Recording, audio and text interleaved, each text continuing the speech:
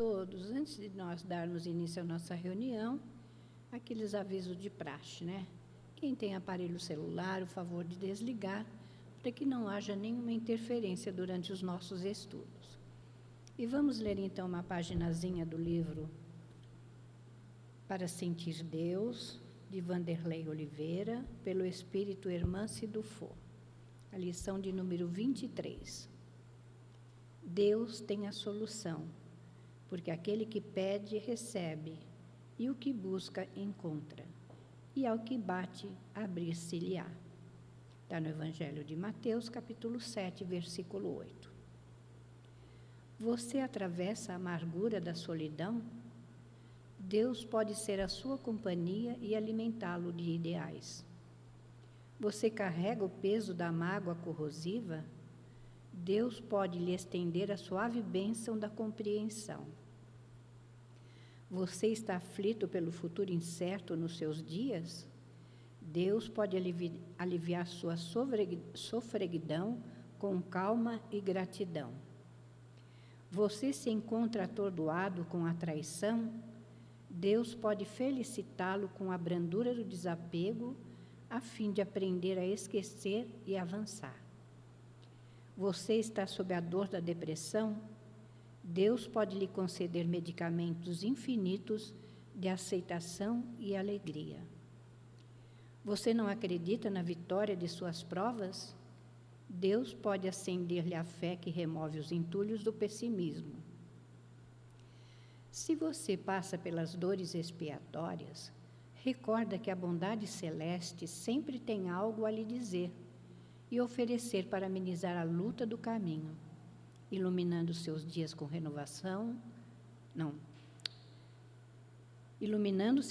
renovadas motivações na superação dos testemunhos.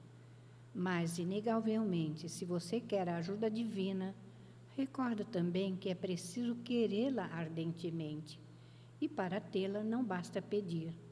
É preciso se esforçar para fazer o que já sabe que é preciso ser feito. Faça a sua parte e Deus o inspirará na solução e falará ao seu coração. Graças a Deus. Deus, nosso Pai, que sois todo poder e bondade, aqui estamos reunidos em Teu nome, buscando no Evangelho de nosso Senhor Jesus Cristo o caminho, o roteiro de nossos espíritos imortais. Sabemos, Senhor, das nossas imperfeições, das nossas fragilidades, mas sabemos que o Teu olhar está constantemente debruçado sobre cada um de nós, nos dando a esperança, nos dando consolo e nos dando, sim, o alívio para as nossas dores. Tu, Senhor, estás sempre conosco, esperando que nós também estejamos contigo e que nós possamos sempre fazer essa ligação para receber do alto as bênçãos, o amparo e a proteção que necessitamos. Envolve-nos a todos, Senhor, na vossa paz, no vosso amor, mas dilata a nossa capacidade de compreensão para que possamos absorver as lições que serão lidas no dia de hoje. Envolve a nossa Tayana, que nos trará o estudo do Teu Evangelho, mas abençoa todos nós, hoje, agora e sempre. E em Teu nome, Senhor Jesus, em nome de Maria de Nazaré, em nome de toda a direção espiritual da Casa do Caminho, mas, acima de tudo e sempre, em nome de Deus, nosso Pai, que, encerrando essa prece, possamos dar início ao estudo do Teu Evangelho na tarde de hoje. Que assim seja, graças a Deus.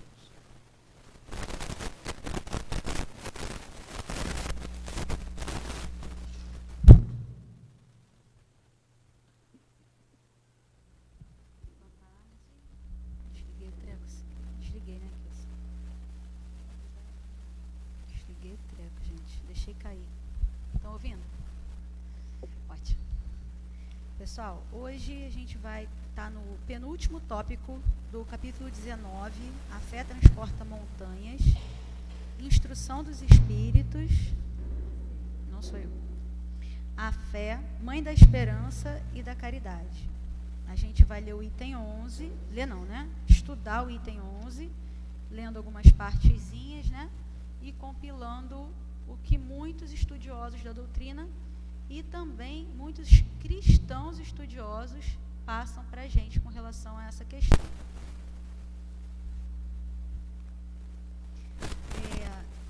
Impossível em uma hora a gente pegar todo o apanhado, né, todo o ensinamento que é passado sobre fé, porque a doutrina espírita ela traz para a gente muita razão, muita ciência, ela traz muita fundamentação, mas essa questão da fé, ela é algo um pouco abstrata, né? Ela é muito particular, ela traz para a gente uma questão que é de interiorização.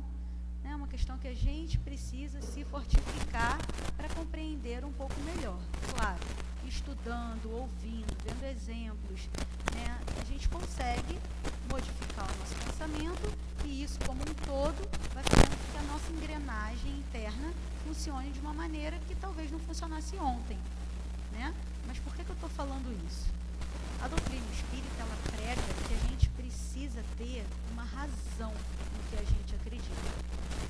E, anteriormente, acho que eu mesma cheguei a essa conclusão com vocês, né, do radical da palavra fé, que ela é baseada na palavra fidelidade, e não apenas no fato de simplesmente acreditar.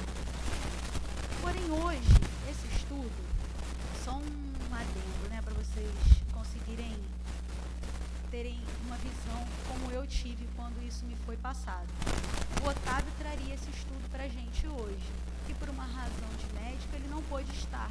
E me foi passada a gente só trocou a escala, né? E ele está na condição atual de um homem do gênero masculino, né? E eu na condição de mulher, gênero feminino. Ele pai e eu mãe. Por que eu estou falando isso para vocês? Vou ler o primeiro parágrafo dessa instrução. Item 11. Para ser proveitosa, a fé tem que ser ativa, não deve entorpecer-se. Mãe de todas as virtudes que conduzem a Deus, cumpre-lhe velar atentamente pelo desenvolvimento aqui está dos seus filhos, dos filhos que gerou. Mas esses filhos, já diz pra gente no subtítulo, que se chamam esperança e caridade. Dois substantivos femininos. Então, meu convite na tarde de hoje é que a gente se coloque como família aqui hoje. Que a gente pense como uma mãe trata suas filhas, seus filhos, tá? Para que a gente possa traçar esse paralelo. Vamos nos imaginar um incêndio. Tudo pegando fogo, nenhuma visão, nenhuma visibilidade de saída, nenhuma possibilidade de se salvar, a gente vê uma janela. O que o instinto poderia dizer pra gente? Pula. Se salva. No momento que eu estou tomando essa decisão, que é a fração de segundo, entra um bombeiro. Minha razão diz, ele é apto, ele é treinado e ele trabalha com isso. Nesse momento, o meu instinto vai dar lugar à minha razão. E a possibilidade que eu vou entender é que eu tenho menos chance de sobreviver se eu pular do que se eu acompanhá-lo. Eu não sei se a fumaça vai dar num buraco, eu não sei se a fumaça vai me sufocar, eu não sei se eu vou estar em chamas, mas se ele mandar eu sair por ali, eu tenho a tendência a achar que aquilo é o melhor para mim. Eis a fé. A fé, ela não é simplesmente o fato de você achar que aquilo é possível. Isso seria crendice. Isso seria superstição. A fé é você basear os seus conhecimentos nas aflições ou nas situações diárias que você passa. E, normalmente, situações de sufoco. Se numa situação extrema dessa, você opta em não pular e acompanhar um profissional, você está racionalizando a sua fé. Porque você não sabe o que te espera, mas você vê mais possibilidade de sucesso naquela escolha. E é isso que a doutrina espírita diz pra gente, que nós temos escolha, nós temos o livre-arbítrio e que nós temos que ter cada dia mais fundamentos para fazermos as melhores escolhas. Claro que a gente não vai sempre conseguir agir com a nossa fé raciocinada, mas esse é o ideal. Isso é o que nós buscamos, não é verdade? Eu trouxe aqui uma brincadeira para fazer com vocês, ó. Tô olhando para frente. Vocês têm fé que eu vou pegar a bola? Sempre? Pode ter dúvida, né? Ó. Mas que ela vai cair, todo mundo sabe que vai. Porque todo mundo já aprendeu em algum momento que a lei da gravidade puxa tudo para baixo. Isso é fé. Essa é a fé racionalizada. De que a gente sabe que uma ação gera uma reação em igual proporção. Isso aqui nunca vai flutuar aqui. Na Lua pode ser que flutue. Aqui vai cair. E a gente já está no desenvolvimento de que diz isso pra gente. E a gente já tem essa certeza. Você ingere o alimento, salvo algumas pessoas que têm intolerância a alguns alimentos, né? Mas se você ingerir o alimento, você sequer pensa que seu estômago vai digerir. Mas vai. É uma fé que você nem pensou, mas você já está com ela ali. Então, qual é o paralelo que a gente traz? As leis de Deus estão na nossa consciência. Faz parte de qualquer ser humano.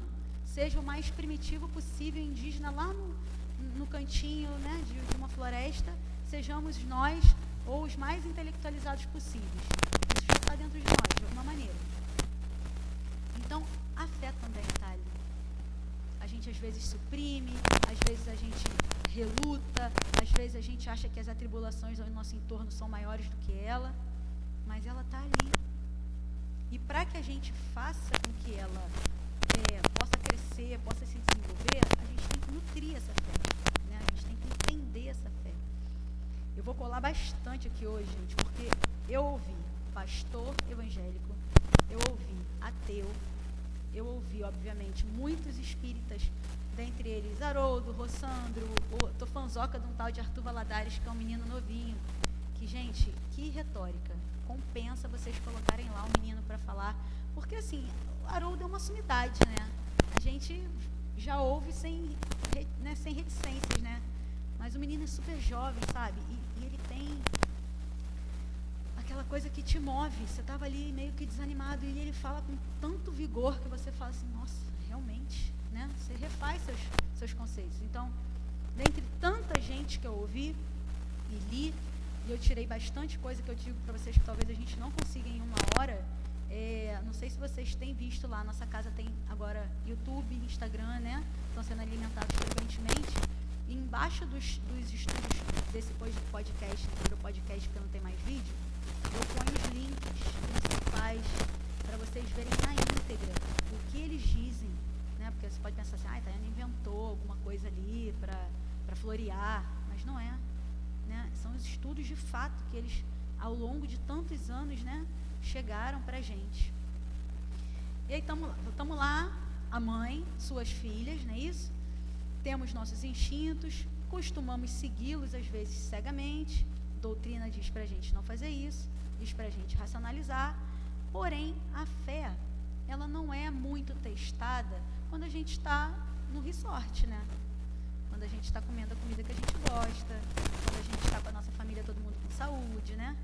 Normalmente ela é testada ou ela é colocada mais pra gente quando a gente está passando por uma situação complicada, né? Por vezes, levando para o lado da saúde inevitavelmente, parece repetitivo, né? Mas vocês vão entender. Eu já trabalhei num local em que havia medicações experimentais e muitas pessoas se submetiam, porque já estavam num grau, tamanho da doença, que não havia uma outra possibilidade. Então, é isso, né? E é o que a gente recebe aqui. A gente toma o nosso passe, a gente toma a nossa aguinha, a gente, né, recebe o nosso apoio emocional e também é orientado a ir ao médico, né? Porque a gente não pode abandonar. Essa carne, ela é um invólucro que vai nos ajudar a seguir e permanecer na jornada que nós planejamos, né? Então, nós precisamos cultivar ele bem e manter forte, né? Fortalecido. E aí, essa analogia toda que a gente vai pensar na família, a gente vai pensar assim, ó, a gente tem até homem pra caramba aqui. Normalmente, a mulherada que vem mais, né? Mas tem um estudo que foi feito que tem 11 mulheres para cada homem, em comparação numérica. Então, a gente pode pensar assim, será que são 11 mães para cada homem, para cada pai. Então vamos, a homarada, tentar se colocar no lugar da mulherada. E o exemplo que eu vou dar para vocês fazerem isso e terem mais ainda, caso vocês não conheçam, né, a biografia de uma pessoa que está encarnada com a gente, é Divaldo, que é pai de 600 pessoas. Né? Um homem que adotou 600 pessoas. 600 pessoas. Eu tenho 2 e estou me descabelando. Então, olha onde o amor filial, e aí independente de ser homem ou mulher, né? Olha onde o amor filial pode levar o ser humano, né? Cabe lá, coube na vida dele, 600 pessoas para amparar, apoiar, instruir, né? Guiar no caminho do bem. Né? Hoje, obviamente, a obra é de um tamanho muito maior, uma proporção muito maior, contando com a boa vontade dos voluntários. Nós somos essas pessoas. Nós somos essas pessoas. Nós somos quem encontra as pessoas na escada, na porta, no ônibus. Nós somos essas pessoas. Nós estamos fazendo o papel de mães. Mãe, fé, caridade, né? Nesse papel conjunto de absorção, de dar um bom exemplo, de dar uma boa posição. Porque nada mais é do que isso. A mãe, ela quer para o seu filho que ele tenha saúde, que ele se desenvolva, que ele cresça, né? Que ele siga no caminho do bem. Né? Antigamente, tinha muito a rigorosidade, né? O cara tem que ser doutor, o cara tem que ter estudo pra caramba na parede. Era esse o princípio das famílias antigamente, né? Esse era o máximo. E o afeto de lado, e a atenção de lado. Colocava assim em reformatórios, colocava assim em colégios internos, não por maldade, mas que ali seria o melhor caminho. Por vezes, famílias muito humildes, numerosas, os pais não conseguiam ter contato, o irmão mais velho ia cuidando do outro, que ia cuidando do outro, que ia cuidando do outro. Tudo isso, gente, nada há de errado. Porém, hoje em dia, a gente acaba que faz um ciclo vicioso de ausência também na vida do próximo, quando nós todos somos irmãos, pelas nossas questões individuais. Hoje eu não posso, porque eu não posso ir nesse trabalho da casa, porque hoje eu tenho que levar meu carro para consertar. Só tinha sábado de manhã. Óbvio que a gente precisa do nosso sustento, a gente precisa cumprir com as nossas tarefas domésticas, né? Então, talvez só no final de semana você consiga isso. Mas todos os finais de semana, a Ana falou isso muito bem semana passada, eles vão um dia no asilo. Um dia. Lá, talvez nós não sejamos as mães, nós estejamos no papel das netas, das irmãs, mas é esse vínculo familiar que a fé, mãe da esperança e da caridade, vai fazer com que a gente desperte em nós. É essa chama da humanidade e não tanto da ciência, né, que hoje esse estudo vem trazendo para a gente. Né? E caso algum de vocês não tenham filhos biológicos, ou não tenham adotado, ou não tenham sobrinho, ou até pet, né? Hoje em dia se diz pais e mães de pet. Caso vocês não tenham nada que vocês dediquem o seu amor, em algum momento isso vai se despertar. Ninguém vai conseguir, não é possível, não dá para não passar pela lei de amor e caridade. Em algum momento isso vai fazer esse estalo acontecer, nem que seja da forma mais dura, nem que seja sentado ao lado de alguém adoecendo, nem que seja num choque, num trauma, num acidente. De alguma maneira, isso é trazido para que a gente possa deixar florescer, porque ele já está em nós. Em germe, mas já está em nós. Então, ótimo se já desde cedo a gente tem um lar amoroso, que desenvolve isso. Essas crianças que chegam aqui, a gente nota, eles agarram de tal maneira nas pessoas, eles são tão carentes, eles precisam tanto de contato físico, que é assustador. Né? Como que não tem isso de outra maneira, né? Porque o comum e o que se espera é que dentro dos lares isso exista, né? Mas muitas pessoas precisam ter 2, 3 empregos, 4 empregos, e não conseguem. E não é uma responsabilidade, não é que aquela pessoa seja má, né? Então, que o sentimento de amor esteja, né, nos orientando, e que a gente possa se colocar no lugar de mãe, para que a gente possa seguir com os nossos estudos, né? E aí vem a doutrina espírita e diz pra gente que nós temos 3 estágios. No primeiro estágio, nós temos instintos. Isso é muito similar aos animais. Fuga, ataque, comer, né, se defender, camuflagem, fingir de morto. Isso é um instinto. Nós somos animais. Nós temos. Foi o exemplo que eu dei de talvez pensar em pular uma janela. No segundo estágio, que é um pouquinho mais apurado, a gente tem sensações, que é a gula, que é a luxúria, que são todas essas sensações que nós temos ainda muito forte em nós, que a gente fala assim, não, hoje eu vou pisar na jaca. Hoje eu comeria 2 pedaços de pizza, mas eu vou comer 4. Vou me permitir. Trabalhei a semana toda, acho que eu mereço esse sapato. Isso é sensação. Isso é sensação. Não é ainda algo aprimorado. O algo aprimorado é o amor. E aí, por isso que eu trouxe para esse lado da mãe, né? O lado da mãe. Porque parece, gente, no meu caso, principalmente, eu parecia um pivetinho. Era tipo um menino. Era árvore, era chão, era machucado, era bola. Eu não tinha amiguinhas, eu não brincava de boneca. Isso é fato, é verdade. E aí, Hugo nasceu. Sabe aquele filme Matrix, que o cara coloca um troço assim e baixa um programa de artes marciais na cabeça do cara? Não sei se vocês viram. Mas é a mesma coisa que você pegar um programa hoje num celular e baixar um aplicativo. Demora segundos, aquilo já está no aparelho, concorda? Foi isso que aconteceu comigo.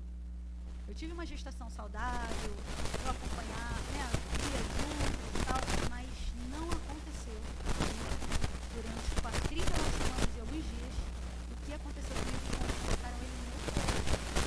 Parece que aconteceu comigo isso de clicar o botão e o aplicativo baixar. Eu falei, eu sei fazer isso. Não precisa ninguém encostar. Eu sei fazer. Impressionante. Aí vocês podem dizer assim, não, mas na sua formação de nível superior, você viu isso. Eu fugi de todas as aulas. Eu combinava com os colegas para assinarem para mim. Eu tinha pavor de parto, pavor de criança pequena, não sabia mexer. Dava agonia. Então, é isso que eu estou dizendo a vocês. Chega em algum momento, né? E por ser mulher, por estar na condição de mãe, me foi permitido chegar nesse momento. X da maternidade. A maternidade me permitiu. Não quero mais. Não sente fome se você falar isso comigo de novo. É muito engraçado. Eu não considero isso maternidade. Eu considero instintivo. Porque não faz diferença. Não faz diferença. Ele vai comer de novo. Acabou a comida. Paciência. Sabe? É muito natural. E essa naturalidade é a busca que a gente está querendo. É essa busca que a gente está querendo. Que a nossa fé aprimore a nossa esperança. E aí a gente vai chegar na caridade. A caridade, ela é a irmã mais nova. Ela já é a ação. A caridade já é a filha mais nova. É aquela que coloca a mão na massa. É aquela que sabe que tem a fé, que tem um amparo, que vai ter suporte, né? Que consegue vislumbrar um cenário ruim, mas sabe que se investir consegue, mas se não conseguir tudo, consegue alguma coisa. Essa é a caridade. Ela já passou. Ela não passou pelas dificuldades da fé, nem pelas dores da esperança. Ela já recebeu da mãe e da irmã aquele ensinamento doméstico. E ela já vai à luta. Ela vai à luta. Então, quando vocês se virem numa situação que vocês fizerem algo abnegado, isso é caridade. E lá dentro já está a fé. E lá dentro também já está a sua esperança. Mas não é aquela esperança de você conquistar porque você deu o dízimo, o seu lugarzinho no nosso lar. Né? Porque, infelizmente, ainda existe muitas questões sobre quanto você pode dar para você conquistar o seu lugar no céu, o seu lugar no paraíso, né? Em pleno século XXI. Não é dessa que a gente está falando. A gente está falando daquela que você só nota depois da coisa já estar feita, aquela satisfação interna, aquela satisfação que ele fala aqui o seguinte, ó. A esperança e a caridade são corolários da fé. E isso é um termo muito matemático, né? Porque é muito, sabe, você vai ter Se você vai conseguir, é muito matemático. Não tem como você pular degrau. Você vai conseguir. E formam com essa trindade que é inseparável e nos faculta a esperança para a realização das promessas do Senhor. Se você não tiver fé, o que você vai esperar? Não é a fé que dá o amor para a gente? Se a gente não tem fé, qual vai ser o nosso reconhecimento do amor? Como é que a gente vai reconhecer que aquilo é amor? Eu reconheci que eu amava meu filho. Naquele momento eu não tinha fé. Mas porque, poxa, está saudável, nasceu bem. É fé, era fé em Deus que eu já tinha, né? E que se concretizou em forma, né, daquela esperança de que queria ser saudável, de que dê tudo certo, né? E isso são coisas do nosso dia a dia. A gente vai olhando que se a gente não deturpar os 3 estágios, né? Se a gente não deturpar esse amor filial, esse amor que ele associa a uma mãe, por quê, gente? Por favor, não me entendam mal. Todos os seres da criação, eles devem ser respeitados, devem ser amados, devem ser cuidados. Porém, o amor filial e fraternal, o nome já diz, é para com o próximo, é para com o ser humano. Tem alguns sites, essa semana a gente tomou uma puxãozinha de orelha, né? Sobre colocar vídeos nos estudos e tudo, por direitos autorais. Então, eu não vou falar o nome do canal, mas existe um canal de comédia, um canal que foi muito bombardeado por ridicularizar a fé cristã e associar a fé cristã com a fé afrodescendente. Eles foram muito bombardeados e eu confesso que pessoalmente também não achei de bom gosto, mas eles fazem uma sketch, né? Um videozinho pequeno sobre isso. Um mendigo na rua com o seu cachorrinho. É uma cena muito clássica que a gente vê em quase toda esquina, né? As pessoas em mendicância com animais. Para a moça, bem vestida, com bastante dinheiro que ela tira do bolso e estende a mão para esse morador de rua. Aí você pensa assim, poxa, é um site de comédia, vai vir alguma coisa. Mas você sabe que é um site de comédia. Se você não soubesse, você ia pensar assim, poxa, legal, ela vai dar essa grana para a pessoa, né? E aí ela dá a grana para ele e dá a seguinte orientação. Poxa, moço, olha esse cachorro, passando frio e fome. Compra uma comida direitinha para ele, uma casinha. Não faça isso não, moço. Está errado o senhor deixar esse animal aí jogado ao relento. Ela não vê o ser humano, o próximo, ela não vê fraternalmente a pessoa e ela destina o amor, o cuidado e a condição de fazer a caridade ao animal.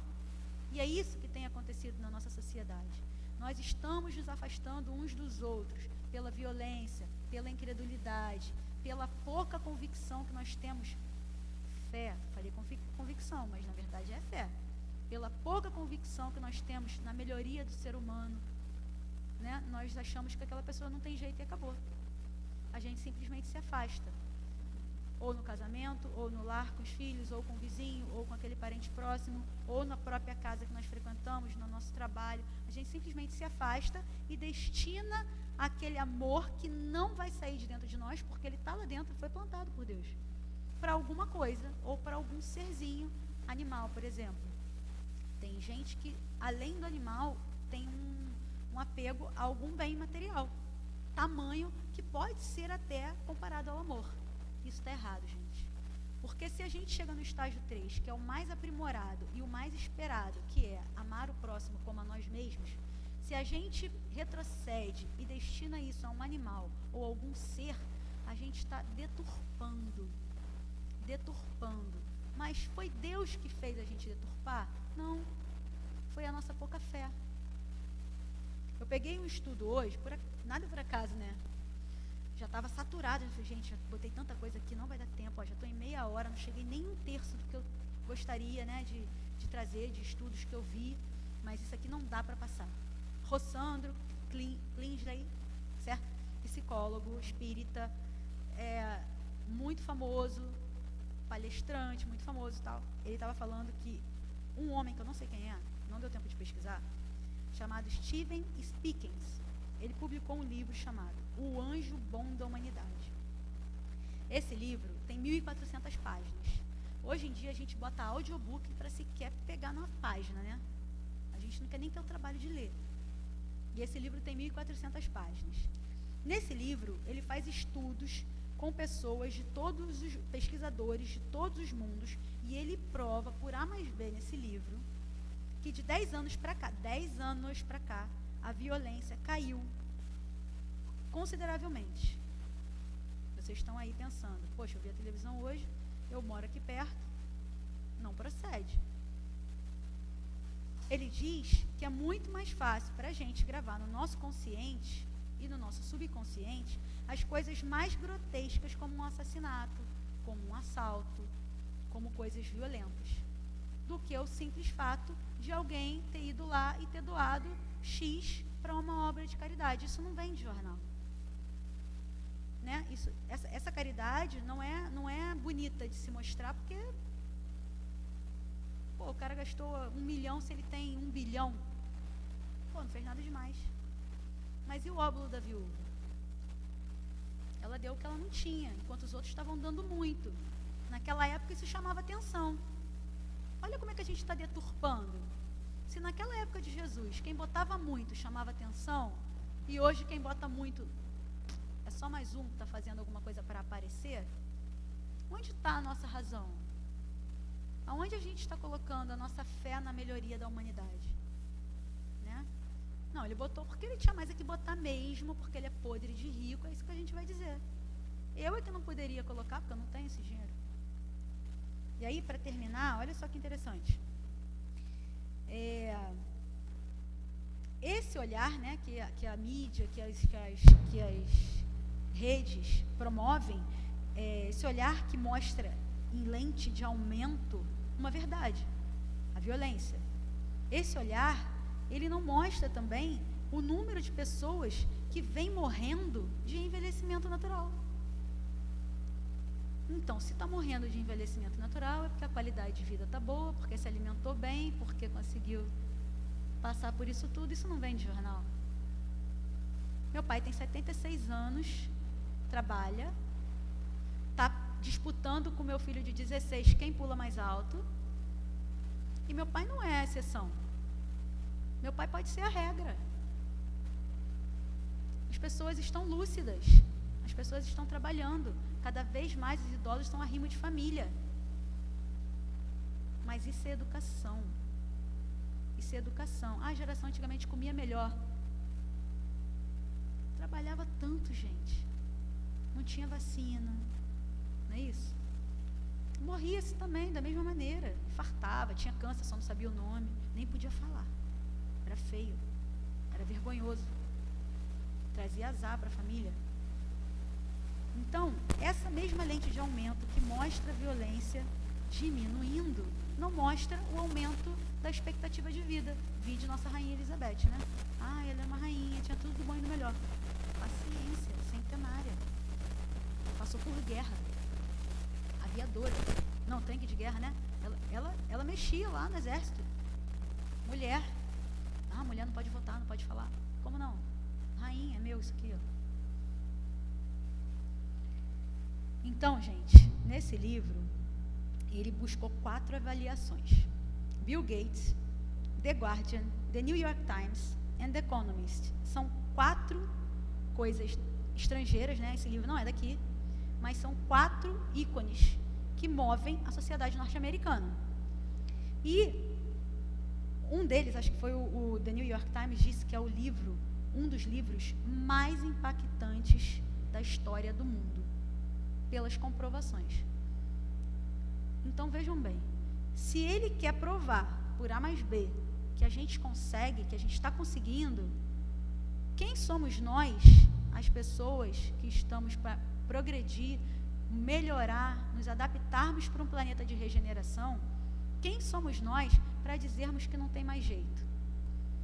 Que a gente se pega quando a gente vê uma fake news, quando a gente vê tiroteio, quando a gente vê amigos nossos pedindo prece porque não estão conseguindo sair de casa.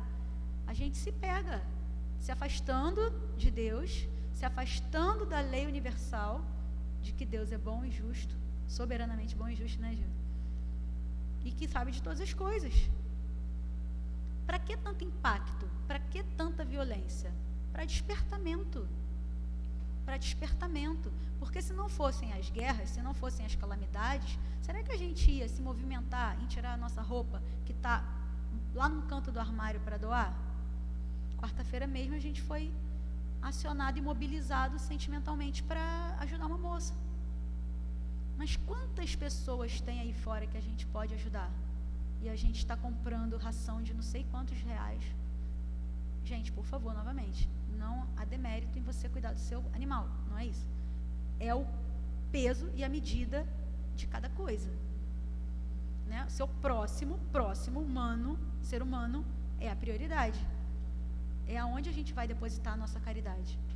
E se a gente não tiver esperança de que ele pode e de que ele vai conseguir, a gente não faz.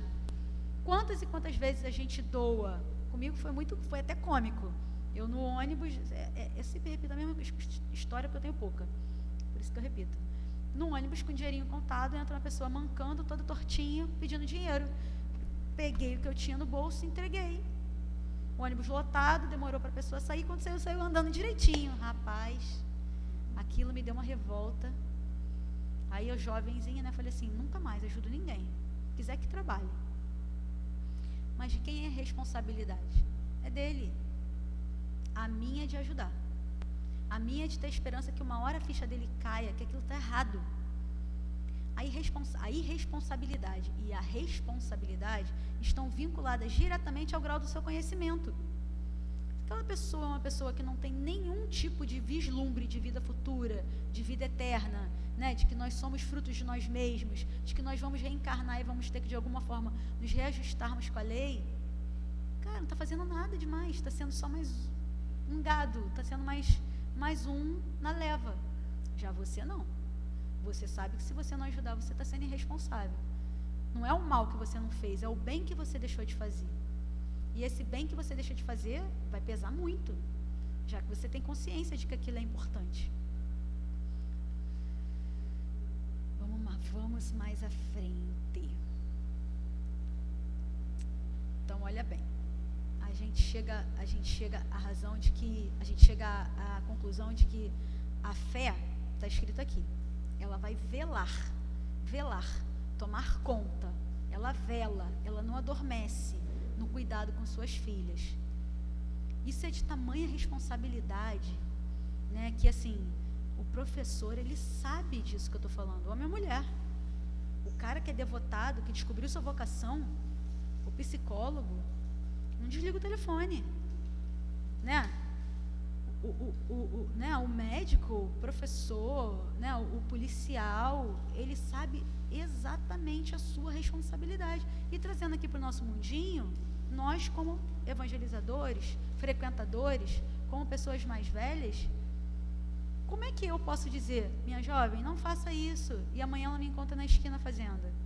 Qual é a ética que eu posso, né, passar para essa pessoa se eu não executar o que já me foi ensinado, né? Ela não vai ter esperança nenhuma de que pode acontecer, porque se eu uso a demagogia, a hipocrisia para levar a minha vida, eu estou mentindo para mim mesma, mas eu não minto para o plano espiritual. Eu não vou conseguir mentir, né? Desencarnou, chegou lá, e aí, Tayana, como foi? Não, olha, eu fiz tudo direitinho. Não dá, né? Você sabe que não dá. Você sabe que você está sendo observado, você sabe que você está sendo, né, o tempo inteiro auxiliado e guardado, você não tem para onde correr. Então a responsabilidade, ela é tamanha, e a gente não pode deixar, né, realmente que isso adormeça em nós pelas dificuldades do nosso dia a dia, porque se a gente todo dia, tem épocas e épocas, né? Tem épocas muito duras, obviamente, na vida da gente, que a gente só quer colo, só quer chorar, só quer pedir socorro, só quer sair correndo e pedir, e toma, tá aqui, ó, essa aqui é a chave da minha vida, resolve lá tudo para mim, aí quando estiver pronto você devolve. Tem época sim, né? E é nessa hora que a gente chora no ombro de alguém, nessa hora que a gente abre o evangelho, a gente não está raciocinando, mas a gente pede, né, a Deus que nos dê luz, né? Está até aqui embaixo o negócio da luz, né? Nem vou falar agora. Tá. Outro exemplo muito interessante. que num desses estudos aí, não vou lembrar se foi Haroldo, quem foi que falou, ele fala o seguinte: você está no avião, primeira instrução que a aeromoça dá é que vai cair uma máscara e você vai colocar em você a máscara, porque em segundos, se houver despressurização, o oxigênio vai acabar e você vai perder o nível de consciência. Logo, se tiver um deficiente, uma criança, um idoso ou qualquer outra pessoa, você não vai conseguir socorrer essa pessoa. Mas o que teu instinto fala se você tiver com teus dois filhinhos, que agora tem 1,80 m do seu lado, que você vai botar nele? Primeira coisa que você vai pensar. Mas e se faltar o oxigênio em você e ele se desesperar? Ele fica órfão, né? Então, querendo ou não querendo, a gente vai ter que ter o sentimento muito atrelado à nossa razão. Muito atrelado à nossa razão. Fazer o correto, nos dedicar ao máximo até aquilo virar natural. No início não é. Por vezes no início não é tão natural. No início é uma forma da gente executar o que a gente já sabe que é correto. Mas ainda não é tão natural, né? Por vezes você pode achar que aquele morador de rua está forte pra caramba e podia procurar um emprego. Mas você dá quentinha a si mesmo, restabelece ali a dignidade daquela pessoa, dê esperança àquela pessoa, para que ela possa, ela mesma, chegar à conclusão de que ela vai conseguir por si só caminhar. E aí a gente ouve vários relatos de que as pessoas chegam para doar e eles já comeram, mas eles não pegam mais um, porque eles sabem que depois não vai ter. Eles informam onde tem outro grupo de pessoas necessitadas.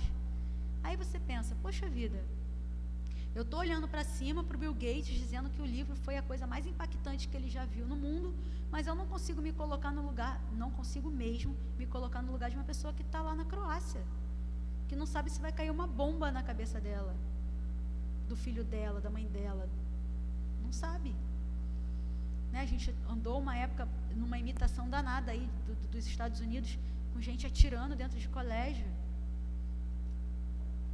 Nosso país tão amoroso, tão caloroso, tão receptivo. Será que a gente está se deturpando para copiar modismo de outros locais? Aonde está a nossa razão? Né? Baseada, né, que a gente precisa ter razão com a fé. Aonde está? A gente parar de falar com um parente nosso porque o partido A ganhou, não o partido B, e não torcer para que o nosso país consiga melhorar? É óbvio que está tudo errado, está tudo deturpado, né?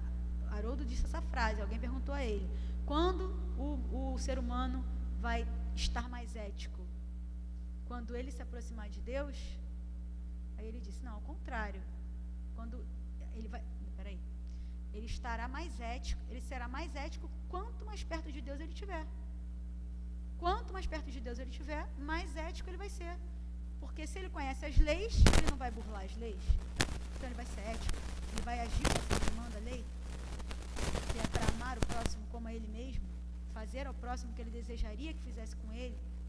E aí essa tríade que ele conta, que ele explica aqui, muito bem explicado, o Espírito José, que é quem passa essa mensagem para a gente, que elas são inseparáveis. Você acha que você só fez a caridade, mas você fez a caridade porque você tem esperança lá no fundo de que aquilo vai mudar. Você não fez por fazer. Mesmo que você, gente, por favor, né? Mesmo que se esteja com um celular, tirando selfie, de tudo é tirado um bom proveito. De tudo é tirado um bom proveito. Se você citar, eu frequento a casa do caminho, alguém de bom coração vai ouvir aquilo e vai querer colaborar. Teu ato não é 100% maravilhoso, mas vai dar um bom fruto. Não adianta a gente achar que é pro lado ruim, né? Sobressair o ruim. Nossa, que ridículo. Fulano foi pro trabalho de rua com céu para tirar selfie, né? É o que vende, é o que a gente especula. Mas, de fato, aquilo pode promover a casa e fazer com que a casa receba doações necessárias para a sua manutenção. De tudo vai se tirar um bom proveito, né? E nesse ciclo. Vamos lá. Muito amor, gente, que a gente tem quando a gente tem um filho, né? Quando as pessoas têm sua mãezinha, né? Seu paizinho. É tanto amor, né? Que quando a gente se depara com um momento de fragilidade, proximidade do nosso próximo, mas esse próximo é o próximo da nossa casa, que a gente, por vezes, consegue fazer uma luz se acender dentro da gente. E quando a gente vê o nosso próximo, muito próximo, passando por uma dificuldade e essa luz se acende, a gente se modifica de alguma maneira, né? A dor, ela acompanha muitos profissionais, né, da área da saúde. E eu digo para vocês, não adianta de nada ser podre de rico, não adianta de nada ser das mais altas classes sociais, ter nome, né, ter sobrenome, ter profissões como ator, cantor. A dor iguala todo mundo. Iguala todo mundo. Obviamente, se você tiver mais recursos financeiros, você vai estar num leito melhor, mas você vai estar sofrendo da mesma maneira. E é nesse momento, eu tenho várias ideias. Eu trabalhei num local que eu pedi exoneração desse cargo, porque eu não consegui ficar, para vocês terem ideia. Sala vermelha de um hospital público do Rio de Janeiro, na Zona Oeste, do lado de uma comunidade. Então tinha de tudo, gente. Guerra, cenário de guerra. E eu tratava aquelas pessoas ali exatamente como eu tratava as pessoas que eu trabalhava na Gávea. Exatamente, da mesma maneira. Porque eu achava que era assim que tinha que ser, né? Mas os demais não. O que eu estou querendo dizer com isso? Eu fui ameaçada lá. Me disseram que a última profissional que esteve lá tentando fazer o que eu estava fazendo, tomou banho naquele valão ali, aí me mostrou o valão. Por isso eu pedi exoneração. Eu tive receio, né, por mim. Mas eu tinha esperança, naquele momento, de que as pessoas da minha equipe iam somar. Talvez a esperança de Judas, que as pessoas iam se levantar, e iam falar, e iam pedir pelo bem, e iam lutar pelo bem. A gente tem esperança em momentos difíceis. E às vezes essa esperança ela não é abraçada pelos demais, porque dá trabalho. Dá trabalho. Dá trabalho cuidar de um doente em casa ou no seu próprio trabalho. Dá trabalho você esperar no sinal 5 minutos. 5 minutos. Estava até brincando com meu pai que eu acho que vou fazer sociologia para fazer o meu TCC, já sei até o que vai ser meu TCC, sobre buzina. O sinal abriu, eu acho que a pessoa já não tem mais controle racional sobre isso. Buzina. É irracional. Eu fico ali da porta observando, a pessoa está assim, ó. O sinal fechou, né?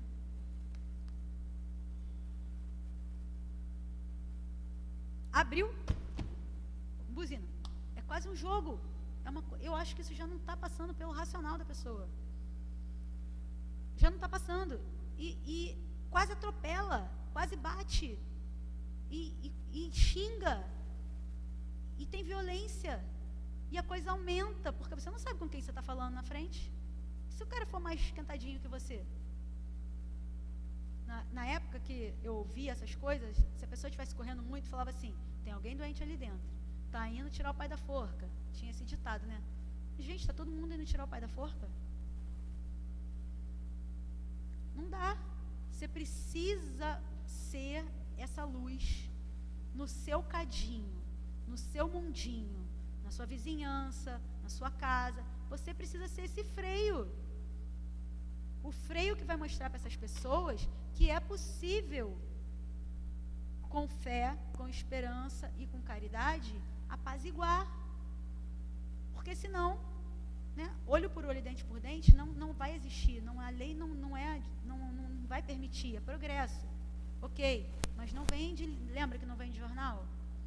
Então, se a gente for conseguindo, de pouquinho em pouquinho, no nosso núcleo, fazer com que os nossos enxerguem dessa maneira, serão menos pessoas violentas, menos pessoas reativas, mais pessoas, né, ativas socialmente, fazendo um pouquinho. E dentre esses estudos, eu ouvi um ateu, né? Ele se diz ateu, e aí ele citou Spinoza. Eu não sabia quem era Spinoza, é um estudioso muito famoso, e que ele dizia, ele não era ateu, mas ele dizia que Deus não está fora, Deus está dentro. Deus está em tudo. Nada é matéria, tudo é natural. Tudo é natural. Porque se tem uma fonte primária e essa fonte é quem comanda, chega a fazer sentido a coisa? Chega a dar uma balançada, você fica meio assim. Mas é por isso que o conhecimento é interessante, né? Porque vai somando com as coisas que você já tem e vai te fortalecendo no que você já tem, né? Como a doutrina espírita para mim faz total sentido, né? Para mim só soma, e eu trago para vocês essas questões. Spinoza dizia isso. Deus de Spinoza, que é um jargão para os estudiosos teólogos, é esse Deus. É um Deus que não está barbudo, sentado em algum lugar de roupinha branca, mandando e desmandando, escolhendo e não escolhendo. É um Deus que está em nós. É um Deus que está em tudo. E isso para mim remete a uma palavra: cuidado. Cuidado. Como você gostaria de ser cuidado? Eu tive a minha avó até os 80 anos, mas eu tinha 15. Eu tenho primos muito mais velhos que eu. Então eles tiveram vó até os 40 e pouco. Olha que luxo. Minha avó era vozona, sabe aquela vozona? Aquela avó que te cobre se tu tá cochilando? Vozona. Que luxo ter vó. Hoje eu já acho um luxo ter mãe, que eu já não tenho. Então eles tinham vó. Em certa feita, em 1996, não vou revelar a minha idade, teve uma enchente. Sempre tem enchente aqui. Morador de Jacarepaguá sabe, né? Tá cansado de saber. Fevereiro vai dar ruim em algum lugar aqui. Essa foi punk. Minha avó perdeu tudo. A água veio muito alta. Perdeu roupa de cama, né? Perdeu colchão. Mas assim, aqui é terrível. Mas graças a Deus, né? O esforço familiar, a gente, graças a Deus, conseguiu refazer a casinha da minha avó. Ok. Minha avó chorava, gente. Minha avó chorava. Pô, calma. Assim que limpar tudo, a gente vai, né? Providenciar as coisas aqui, vó. Calma. E a velha chorava. Quando ela se recompôs e parou de chorar, ela explicou o motivo do choro. Sabe o que era? Ela tinha desenho de todos os meus primos. Todos os desenhos que ela ganhou durante toda a vida dela. De todo mundo. Estava ali. Naquele mesmo lugar. Ela não estava nem aí para roupa de cama. Ela estava chorando porque ela perdeu os desenhos. O que fazia sentido para ela. Onde estava o afeto dela. O cuidado que ela tinha. Com a família dela. Com o cadinho dela. E por coincidência, essa semana, uma tia minha faleceu. Bem idosa, estava acamada, estava hospitalizada, né? 80 e muitos anos. E é uma tia que se afastou muito da gente, e eu nem era nascida quando ela foi embora para Campo Grande, minha família toda daqui. Então a gente se via nos aniversários, Natal, Ano Novo, via pouco. Então meu primo optou por fazer o enterro lá, próximo às pessoas que ela fez, a família dela, a vizinhança, as amigas da igreja. E ouvir o que as pessoas falavam dela me fez ver assim, caramba, que legal. Ela era muito parecida com a minha avó. E eu não conhecia ela, assim. Né? Muito interessante ver, porque para mim o estágio estar encarnado e desencarnado é natural. Mas, né, a neta estava em pranto, todo mundo muito desesperado, né? Assim, a gente tenta acalentar, mas eu não posso impor naquele momento a minha fé, a minha crença para esse momento de dor do outro, né? Eu só pude ouvir. Mas eu achei muito interessante, porque ela levou com ela esse bem que ela recebeu no cadinho e espalhou pela comunidade cristã que ela frequentava. O padre chegou a falar em canonizar minha tia. Eu ri, pedi, meu Deus, eu fiquei com muito medo depois, porque eu ri sem querer. Eu falei assim, nossa, isso é um pouco demais, canonizar. Mas disse que a moça, o relato da moça foi o seguinte: minha tia pedia para o padre uma intercessão por alguém, tem alguém doente, a pessoa não pode sair de casa. Aí ela botava, igual a gente bota nosso nomezinho aqui, na missa, para prece, para reza lá deles. E aí ela pedia com tanto fervor que a pessoa melhorava. Foi o relato da moça.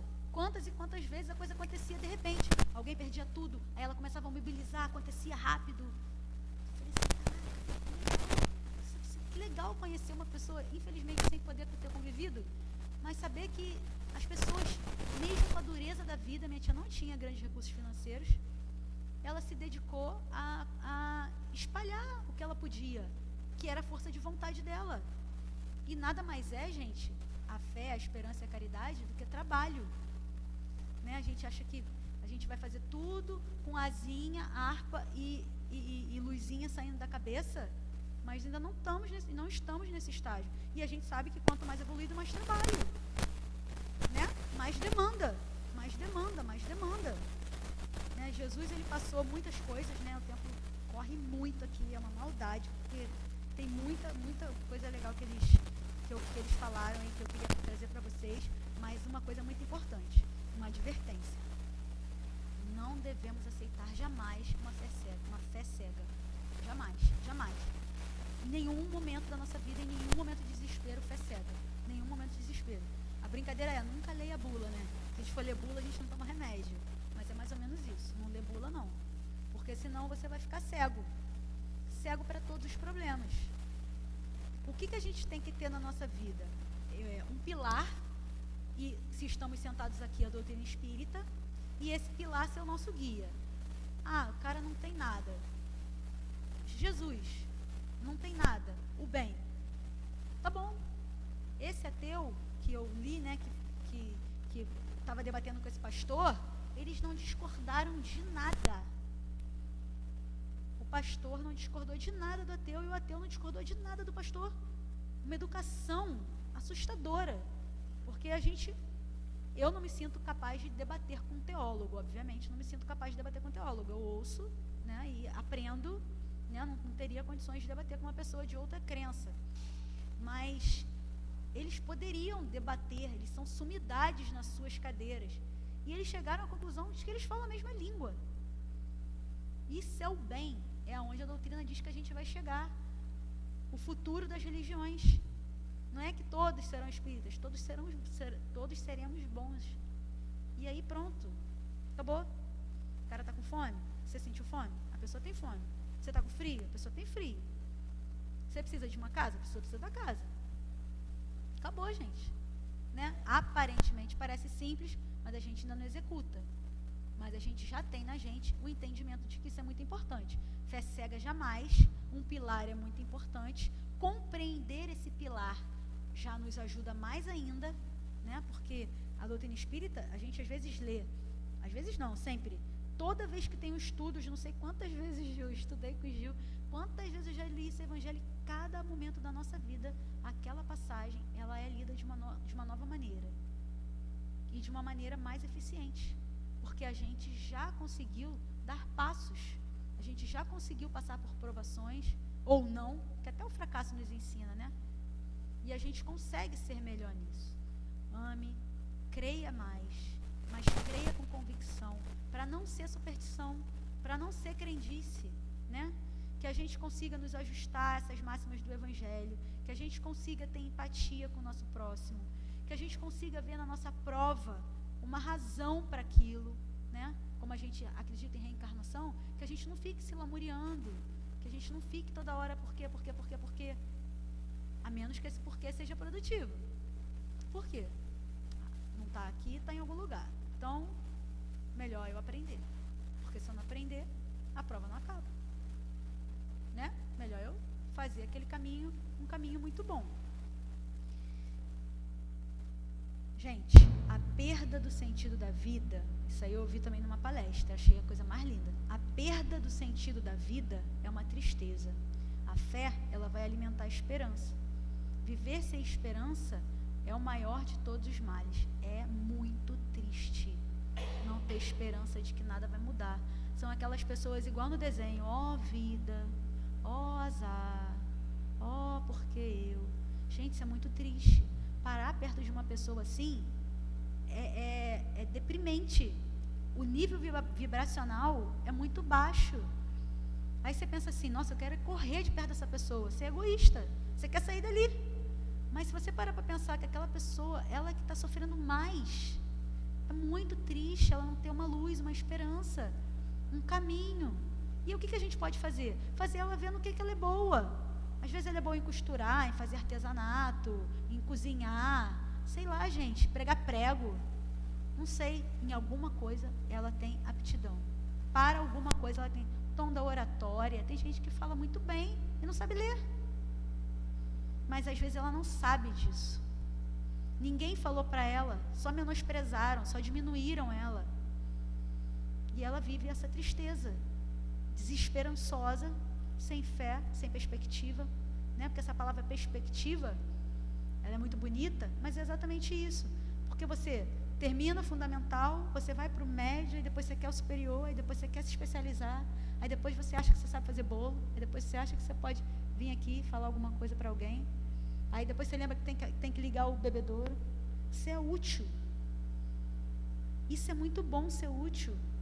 Saber que você presta para alguma coisa. Agora, quando todo mundo só te bota para baixo, só tira de você, aquela pessoa deprime. E aí agora, mais do que nunca, a gente vê a ciência dizendo, né, quão importante é o estado mental na saúde física da pessoa. Como a emoção, como os sentimentos afeta a recuperação, afeta o andamento dos tratamentos, né? Tem pessoas que tomam medicações caríssimas e não melhoram. E tem pessoas que, como o Chico, coitado, que não tinha R$1, deu uma folha e falou, toma uma dessa por dia. Qual o nome disso, gente? É fé, né? Dele e dela. Dele e dela. Dos dois. Porque se fosse outra pessoa, com um pouquinho, talvez, mais de instrução acadêmica, falasse assim, jamais isso vai me fazer bem. A ignorância ajudou naquele ponto. Então, que a gente volte a esse entendimento. Só para terminar. Livro O Consolador, questão 257, Emmanuel diz, fé é como se fosse a certeza, a luz positiva do sol e a esperança que reflete a luz do sol no luar, nas nossas noites. Que nunca nos falte luz para caminhar, para nos guiar.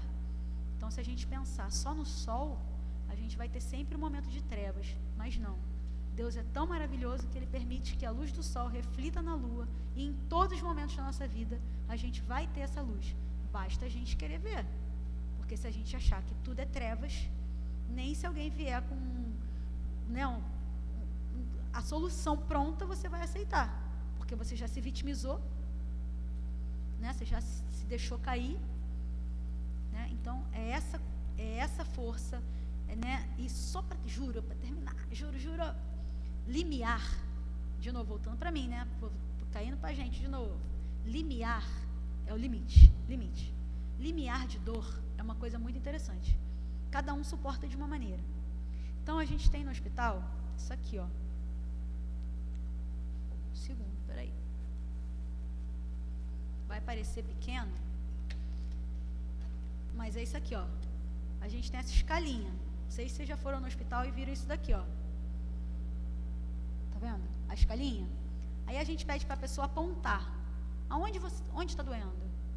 Pode ser dor de cabeça, pode ser até uma dor de um câncer.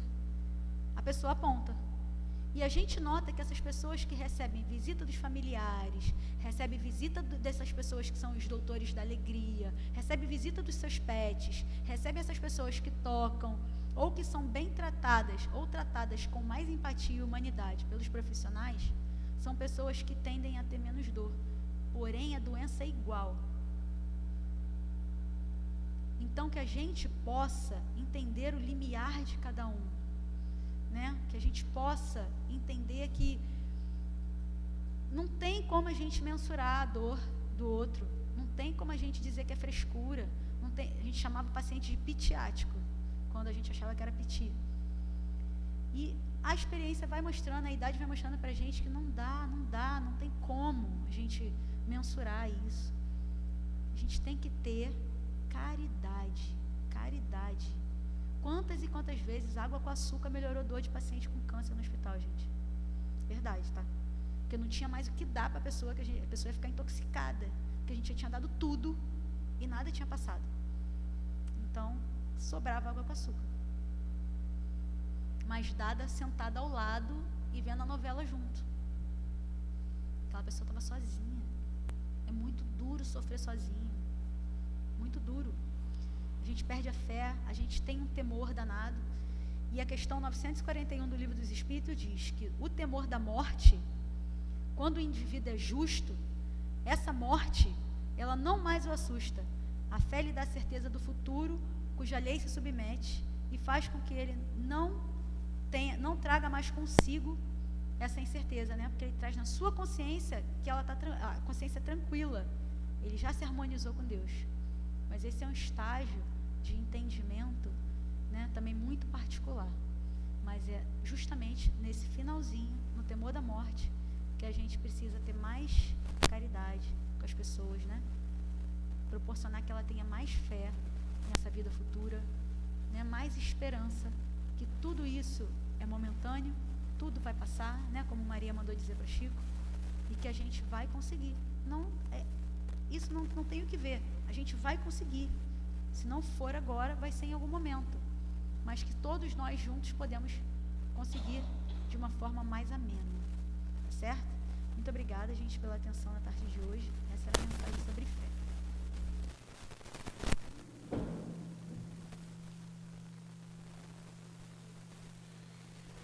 Hoje nós vamos ler a lição do livro Fonte Viva, lição 77, com o tema Pai Nosso. E em Mateus, capítulo 6, versículo 9, Jesus disse: Pai Nosso. A grandeza da prece dominical nunca será devidamente compreendida por nós que lhe recebemos as lições divinas. Cada palavra dentro dela tem a fulguração da sublime luz. De início, o Mestre Divino lança-lhe os fundamentos em Deus, ensinando que o supremo doador da vida deve constituir para nós todos o princípio e a finalidade de nossas tarefas.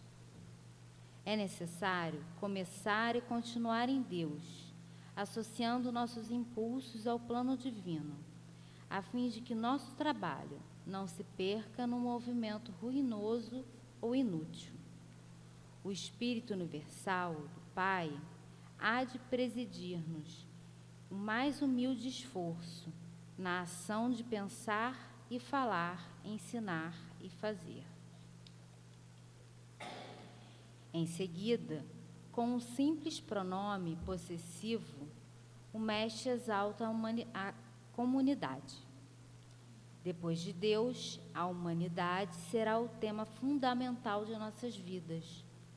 Compreenderemos as necessidades e as aflições, os males e as lutas de todos os que nos cercam.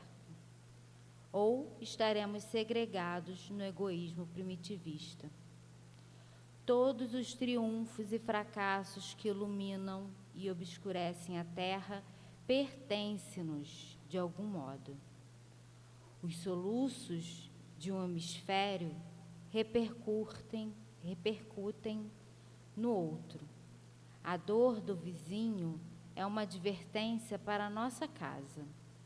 O erro de um irmão, examinado nos fundamentos, é igualmente nosso, porque somos componentes imperfeitos de uma sociedade menos perfeita, gerando causas perigosas e, por isso, tragédias e falhas dos outros afetam-nos por dentro. Quando entendemos semelhante realidade, o império do eu passa a incorporar-se por célula bendita à vida santificante. Pai Nosso, disse Jesus para começar. Pai do universo, nosso mundo. Sem nos associarmos aos propósitos do Pai, na pequenina tarefa que nos foi permitido executar, nossa prece será, muitas vezes, simples repetição do eu quero, invariavelmente cheio de desejos, mas quase sempre vazio de sensatez e de amor. E agora, nesse momento, os médiuns vão se posicionar para o momento do passe, aguardando a nossa oração.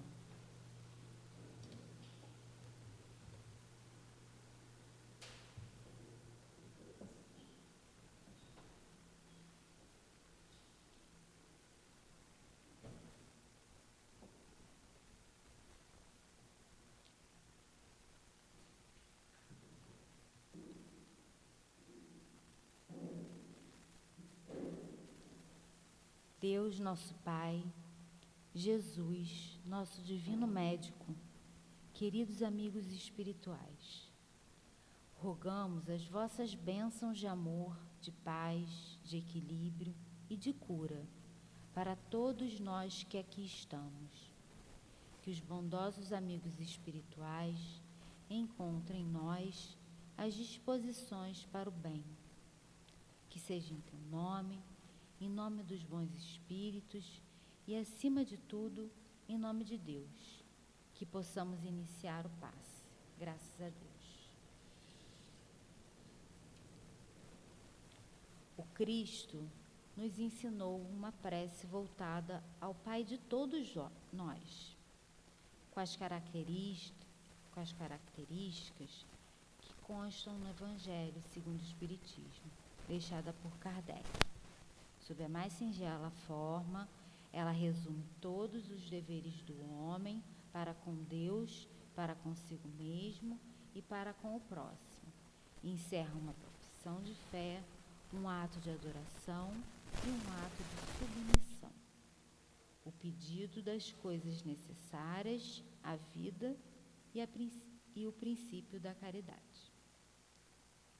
Emmanuel, colaborador da codificação da doutrina espírita, traz essas características para nós de outra forma.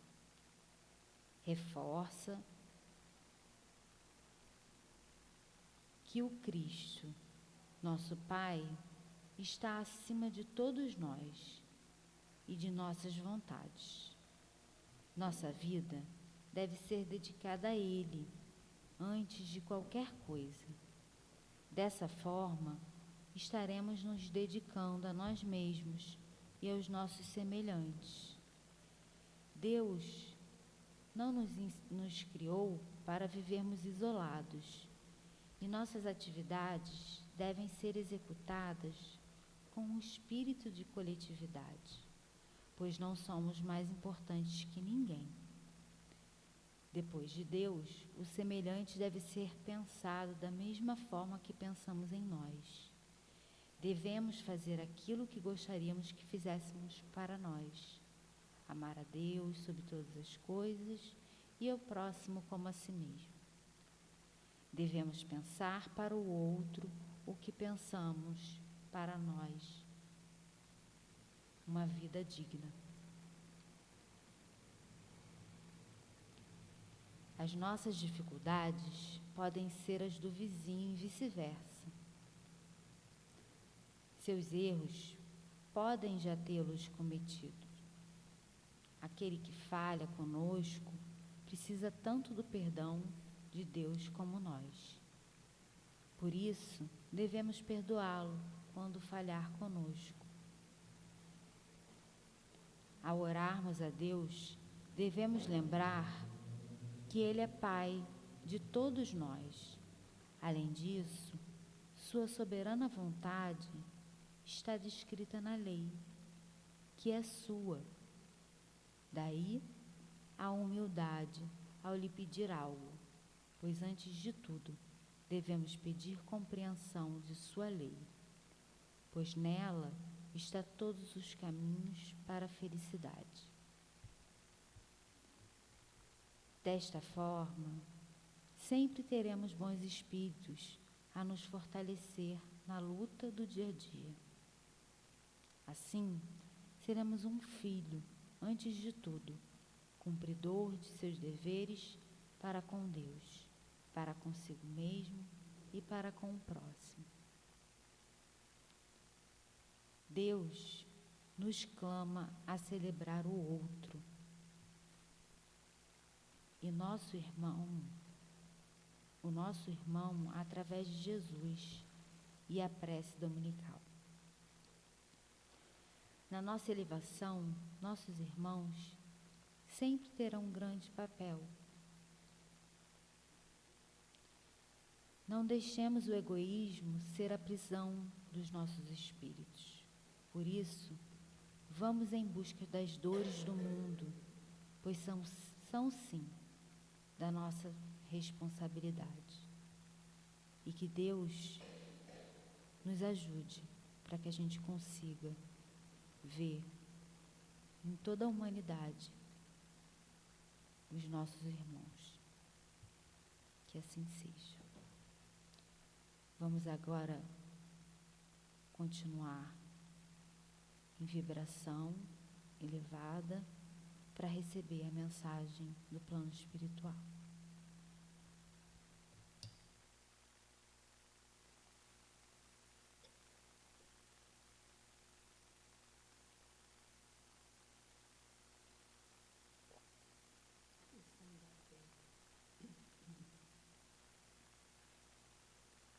Ela nos mostra que tudo o que nos acontece tem uma necessidade e um motivo.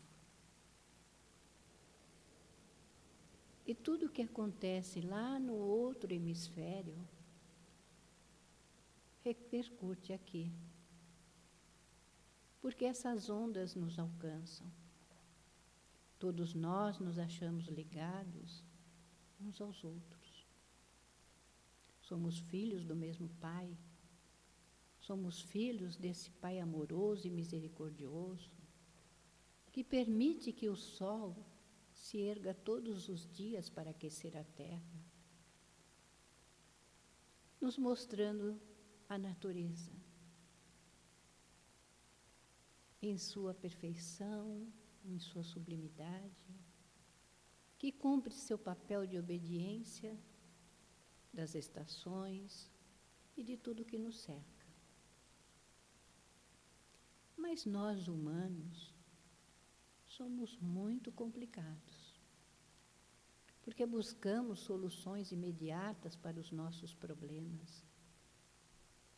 E quando a dor nos visita, ela vem para nos alertar de alguma forma, para despertar em nós alguma coisa. E se nós temos esse sentimento que Deus está conosco, nós temos que também mostrar aos nossos irmãos que, diante de tudo aquilo que eles passam, Deus também está com eles. Que Ele não abandona as suas criaturas. Que Ele tem sempre o olhar voltado para cada um de nós. Nós é que temos que ter a humildade de levar o nosso pensamento a Ele para pedir o auxílio ou a proteção, aquilo que nós estamos necessitando no momento. Não fazer barganhas, mas pedindo que seja feita a vontade dele acima de tudo. Porque Ele sabe daquilo que nós necessitamos.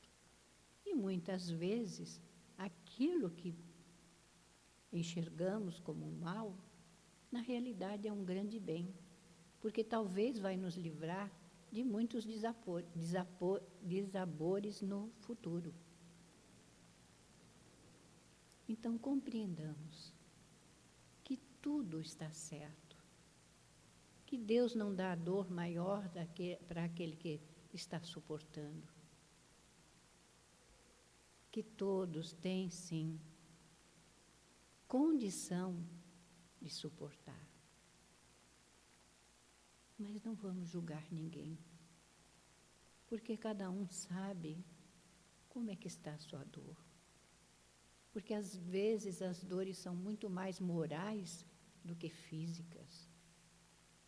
E essa é de difícil aceitação.